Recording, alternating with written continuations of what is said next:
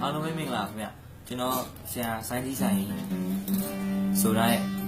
တယောက်ရှိတယ်လို့ရှင်းနေပါတော့ကျွန်တော်ဆိုမယ်ခင်ဗျကျွန်တော်ရှင်းမတင်တာလည်းကြာပြီခင်ဗျရေးကြတဲ့တငယ်ချင်းတွေညီကောင်မောင်နှမတွေလည်းကျေးဇူးများတင်ပါတယ်ခင်ဗျ